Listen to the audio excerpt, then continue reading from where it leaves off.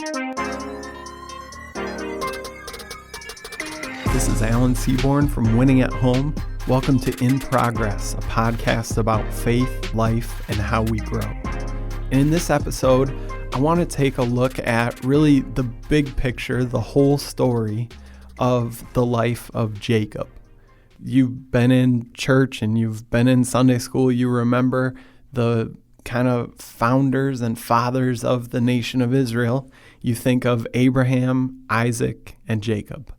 And Jacob, he was a twin brother, Jacob and Esau. And, when twins are born, if you know any twins, if you're friends with twins, you know that one of the twins will say, I'm the older twin. And that means they were born seconds or minutes before their brother or sister was born. Well, in Jacob and Esau's case, Jacob was the younger of the two twins, which in our day is not really a big deal.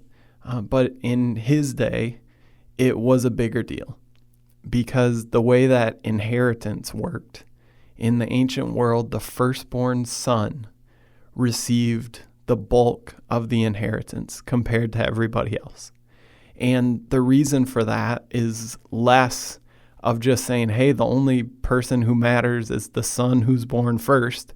And it has more to do with the fact that if you have this territory that belongs to your family and you divide it evenly between 5 children, and then all those 5 children divided evenly between their 5 children, eventually everybody is not going to have enough land to live on, especially because these were agriculturally minded people and they needed fields to grow their crops and to graze their herds and all those different kind of things. So the firstborn would receive the bulk of the land and the property and the animals and all that stuff in order for it to be enough for a family to continue to live on this land and live successfully in the amount of property that they had. And so when Jacob is born, the quote-unquote younger of the two twins, he misses out. I'm guessing that this is probably how he would have felt growing up, that he kind of missed out on the lottery by a matter of minutes or seconds. And not only that happens, but when he's born in ancient Israel, and really in most cultures throughout the world, names mean something. If you grew up in the United States and you spent all your time here, you know that we don't really give names to people. When kids are born, we think of unique names or popular names or whatever, less names that have meaning to them. But if you're not from the United States, if you grew up in another culture, or if that's your background, or if you've spent some time internationally, you know that it's really common for people to have names that their parents gave them this name because of the significance of this name, of the meaning behind it. And this was also how the ancient world worked. And so when Jacob and Esau were born, Esau, the older of the two twins, he was a really, really hairy baby. And so he was named Esau, which pretty much means hairy. And then Jacob, we're told in Scripture that when he was born as the younger twin, he was grabbing on to Esau's heel. And he was trying to kind of wrestle and gain control. That's how they interpreted it, knowing that the firstborn son would have had more access, more chance of succeeding, more possessions, more property, all these kind of things. So he was named Jacob, which means one who grabs at the heel. But it was also kind of a phrase that meant liar, cheater, scammer. And I want you to think about for a second what it would feel like if you walked with your kids or you walked with your parents and the kids were introduced, and hey, here's my two kids. This one's named Harry because he's hairy, and this one is named Scammer because you can't really trust this guy. Jacob goes through life being named cheater, scammer, liar, guy you can't trust, con artist. Every time somebody says his name, calls him by name, calls him for dinner, says hi to him, whatever, he's hearing this. And I don't know, maybe this was something that was already kind of in his makeup, and his parents wound up naming him something that sort of made sense. Or maybe as he heard people referring to him all the time this way, he just kind of slowly started to internalize it a little bit. And he started thinking, okay, if everybody already thinks I'm a scammer and a liar and a con artist, I'm going to have to just make my way through life by cheating people. And the first kind of glimpse that we get of this, the famous story of Esau selling his birthright. Esau is the outdoorsman. He's the hunter, the adventure seeker, and Jacob is more of the introvert, more of the homebody. He's known for being at home. He likes to do some cooking. He likes to kind of hang out around home. And so one day Esau comes back from being out exploring the world, enjoying his adventures, and Jacob's at home cooking some stew. And when Esau comes in, he's like, man, I need some of that stew. I'm so hungry. I'm starving. You know that feeling where you're so hungry that you start to get a little bit kind of jittery, a little bit shaky? That's how I imagine he's coming back in the door. He's like, man, I've been out. I've been working hard. I've been exercising. I've been moving through this terrain, whatever the case may be. And, think of coming back from the gym. Sometimes you're like, I got to get some food in me now. He wasn't coming from the gym because his life was active like that. He just got his workout from living the way that he normally lived. And he comes back in, and I picture him shaky, like, okay, I got to get some food in me. And so he says, Jacob, can I get some of that food you're making? Jacob says, no, I don't think that's going to work out. And Esau's like, I'll give you anything. I'll give you my birthright.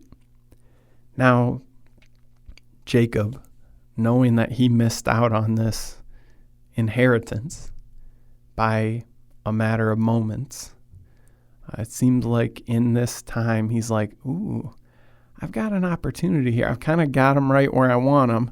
I can take advantage of this situation and I can come out ahead.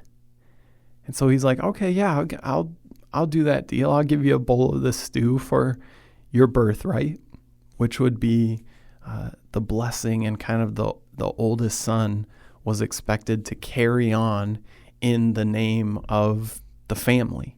And so this was going to transfer from Esau now to Jacob in this moment of, yeah, I really need this food. I'll give up whatever for it. Doesn't matter. I'm so hungry.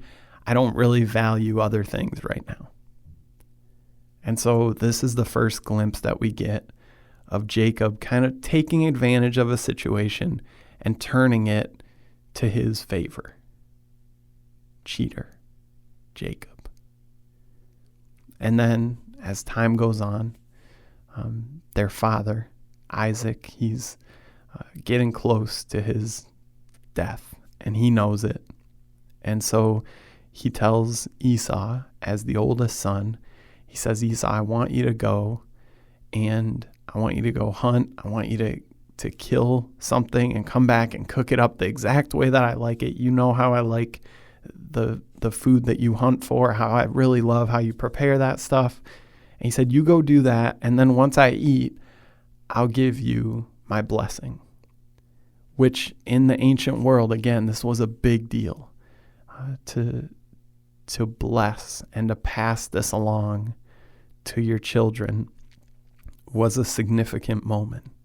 And if you look throughout the Old Testament, you see as especially fathers are getting to the end of their lives, they take these moments and they pass on these blessings to their children.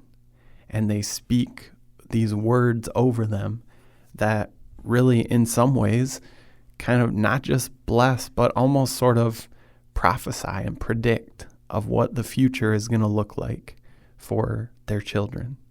And so this is a significant moment.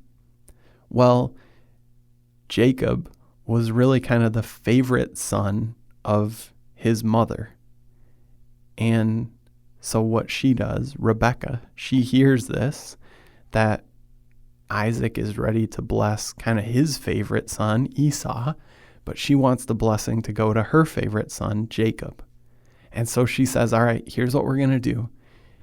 You get dressed up in some of Esau's clothes, and I'm going to cook up some food that I know your dad really likes. And then, I guess he's going to know from feeling your arms that you're obviously not hairy like your brother Esau. And he's going to be able to tell from your voice that you're not gruff and deep voice like your brother. So we got to figure that out. So they wound up putting pelts on his arms, animal pelts on Jacob's arms, which as I think about that, I'm like, man, I've known some people that were hairy, but not like that. Not that you could like put an animal pelt on an arm and you'd go, oh yeah, that reminds me of this person. So I'm picturing that Isaac is probably pretty far gone at this point. If you've ever known somebody in your life who has dealt with dementia or Alzheimer's or something like that, that's sort of the level of vulnerability that I picture Isaac having here. Because otherwise, this scam wouldn't work. I mean, he was losing his eyesight, sure, but nobody is that hairy that you replace their arm for an animal pelt and it seems like that person. So I'm picturing that he's kind of, losing his mind a little bit. And Jacob, liar, scammer, con artist, cheater, he and his mom cook up this plan and they pull it off. Jacob goes in and he makes his voice sound really low and pretends like he's Esau. And Isaac makes a comment that doesn't seem quite right. Something's off about this whole situation. But he smells his clothes and it smells like Esau. And he feels his arms and it feels like Esau. And so he gives him the blessing. So Jacob, he now has conned his way into the blessing, into the inheritance, into this birthright and this blessing from his father. And so when Esau comes home and finds out what's happened here, he's obviously really, really upset. He's been scammed by his brother, which he should have seen coming because he knew that that guy was good for nothing. And so he comes up with this plan. He's like, okay, my dad's still living right now, but as soon as he dies, I'm going to kill my brother because this is just going to keep happening. He's never going to do anything good. This guy is not worth having around. So Jacob hears about this and he takes off. He runs away from home. And he goes and he stays with his uncle in another town. This is his mother's brother, so Laban. And he works with Laban for a while. And while he's there, he meets his cousin, which, again, is how you can tell that this story took place a long time ago. So he meets his cousin, Rachel. And shortly, he falls in love with her.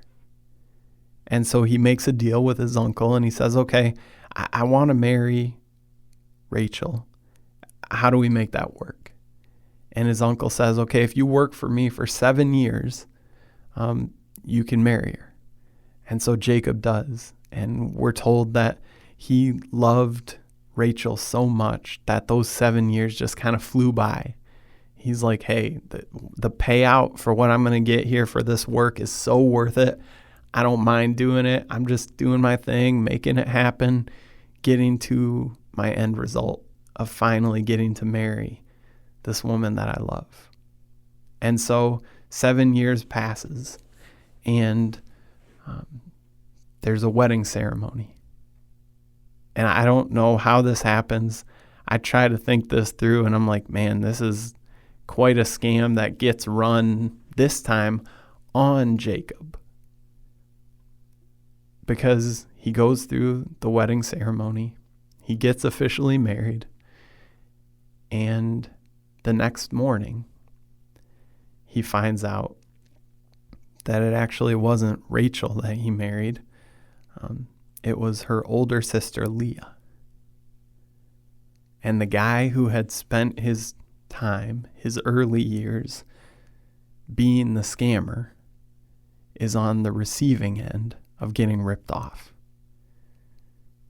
And I wonder if for a moment he thought, man, I bet you this was how my dad felt. And I bet this was how my brother felt when I was pulling things over on them, when I was ripping them off and cheating them and lying and scamming.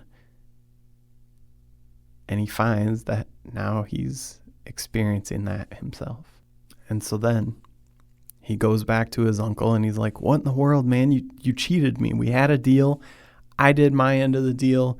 You didn't do your end of the deal. And his uncle says, okay, yeah, I know. I ripped you off. You know, we don't usually marry the younger daughters off before the older daughters. So, you know, I had to do what I had to do. But if you work 7 more years, you can marry Rachel, the daughter that you thought you already were marrying. And so Jacob agrees, and he works again for 7 more years. Eventually, he marries Rachel after the 7 years. And then slowly over time, as you can imagine, I mean, this has been 14 years. Eventually, some tension builds between Jacob's workers and his uncle Laban's workers as they're out tending their flocks and doing the different things that are involved in raising livestock. There's some conflict that arises between these two groups of people. And so they figure out, like, okay, maybe there's a way that we can make this work and we can kind of divide up the flocks and we can, you know, figure all this out. And it's hard to tell from reading through the story in Genesis here, but Jacob describes that his flock is growing larger and larger, and his uncle, his flock is growing smaller and smaller. Jacob describes it as God's blessing, but in a lot of ways, as you read through it, it kind of looks like Jacob is doing a little bit of, you know, underhanded, a little bit of taking advantage of somebody else.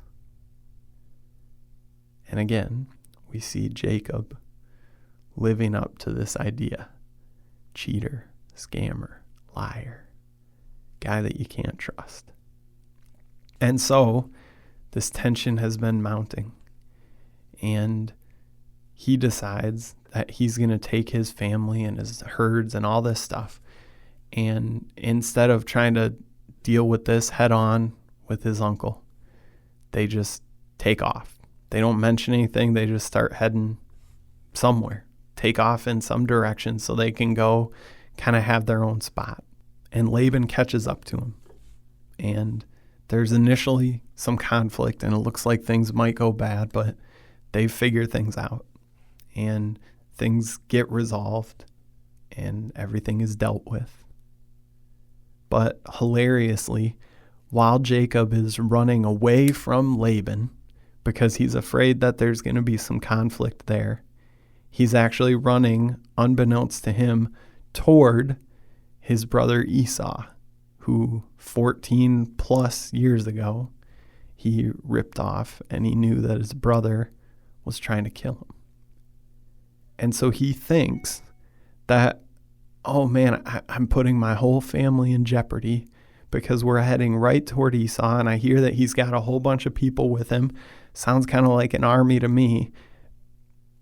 I don't know if we're going to survive.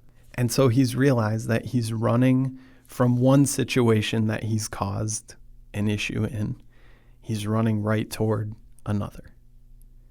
So he decides that what he's going to do is he's going to divide his family and his herds and his group up into separate groups, thinking, okay, one of us is going to go this way and the other is going to go the other way.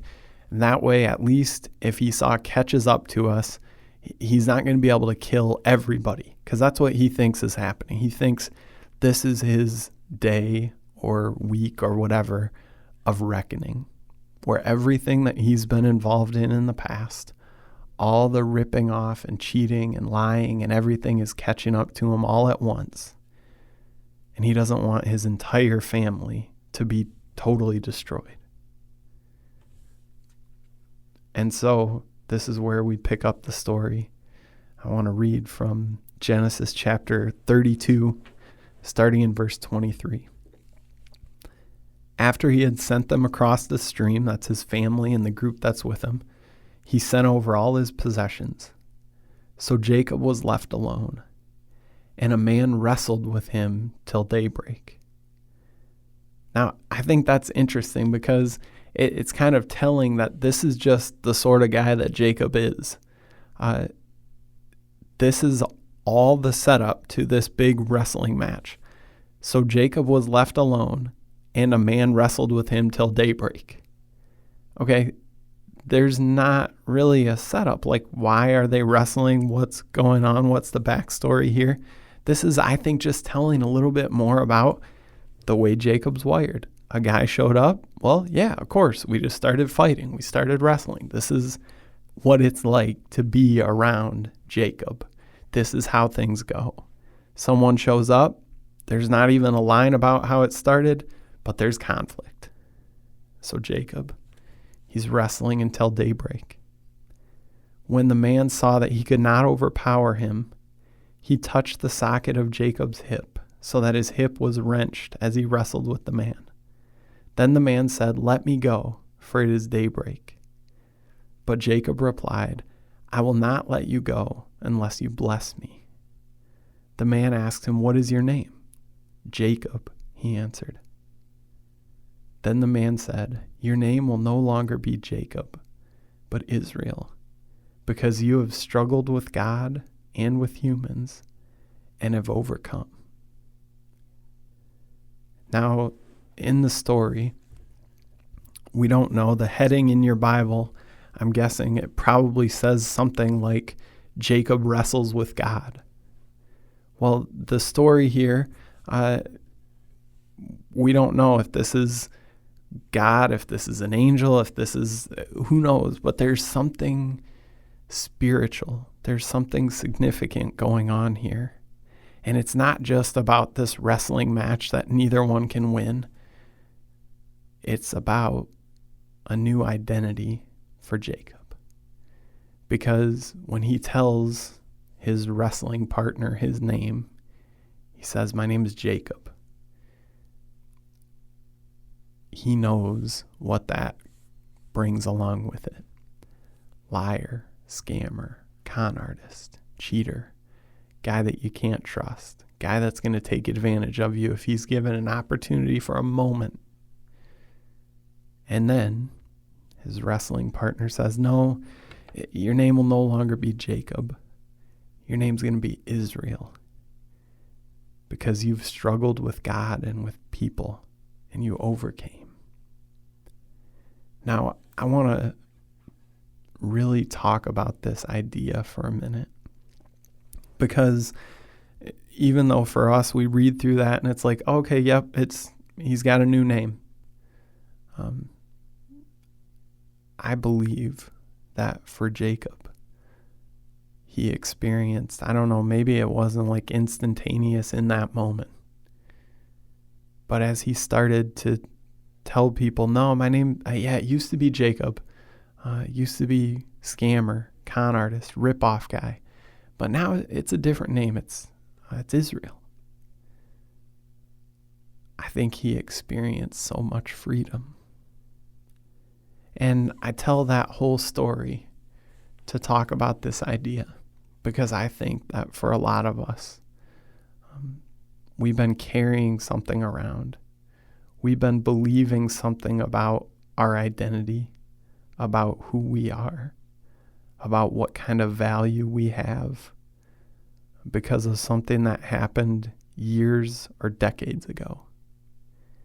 Maybe as a kid, we remember being told by a parent or by some other adult in our lives that had authority, or an older sibling or something like that, that we were worthless, or that we were no good, we were stupid, we were never going to amount to anything. Maybe it wasn't something that was said, but it was something that was done. And maybe as a child or later on in life, who knows, you've experienced some kind of abuse, somebody taking advantage of you in a physical, mental, sexual, emotional, some kind of a way. And it's left you with an idea about what your identity is. Maybe when you hear your name spoken, you have some ideas attached to that are a lot like Jacob. Good for nothing, con artist, scammer. This guy's going to rip you off and lie and cheat and steal. And maybe for some of us, those reputations were well earned and deserved. Maybe we did spend some time as a liar or a thief or someone that was entirely focused on themselves, really selfish, really just looking out for number one. Maybe we do have a history of being violent, quick-tempered, angry, full of hate and rage and unforgiveness. And when we hear someone say our name, we know that stuff is attached to it. You know, if I hear somebody greet me and say, Alan, what is the first thing that comes into my mind? Do I have a bunch of baggage attached to that idea of my name? Do I think that other people have a bunch of baggage attached to my name? As I was thinking about this, I can't remember if I've talked, I think I did a little bit, that my wife and I were in the process of moving. We've been working on renovating the new house for a while.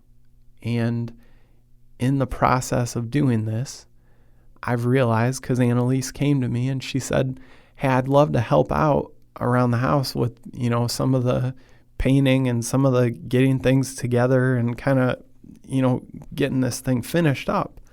But she said, I know that you're really particular. And I don't know if my painting is going to be up to the standard that you want it to be up to. And I started thinking for a little bit after that comment, and I realized, okay, yeah, I grew up with two parents that were perfectionists in a lot of ways. My dad was really particular about how things looked around the house. I can remember the first time I ever mowed the lawn when he was gone. I was probably 11 or 12 or something like that. And when he came back, I realized that I had mowed the lawn just in straight lines, going kind of side to side, back and forth. And normally he mowed the lawn at a diagonal angle, so it looked a little bit better, a little unique and all that stuff. And I realized that I had messed up and I had dropped the ball and I had let him down. And 11 or 12 years old, I remember crying because I mowed the lawn side to side instead of diagonal. I can remember moments of, showing tests and finding, oh, I got a 94, and my mom being like, okay, 94, that's good. Let's take a look and see what were the ones that you missed. And they didn't do this out of anything bad, out of spite, out of whatever. But from really early on, I grew attached to this idea that things needed to be done a very certain way, and they need to be done exactly that way. And that's something that I think I've kind of attached and kind of carried on throughout life. When I make a mistake, when I mess something up, it really just in the back of my mind is just something that I'll think about for 3 or 4 days. A stupid, silly little mistake will just weigh on me and just go, just drag me down. And that's not even a major, significant, negative thing that was attached to me or associated with me. I'm guessing that all of us here listening have something that we can remember, whether it was, pretty insignificant as far as things go, like mine, where you can see, oh, that's why I've been carrying this perfectionist streak with me for the rest of my life. Maybe it was a much heavier thing where you can see, wow, that's why I've had trouble finding myself and thinking that I have value as a person because I can remember this being said or this being done.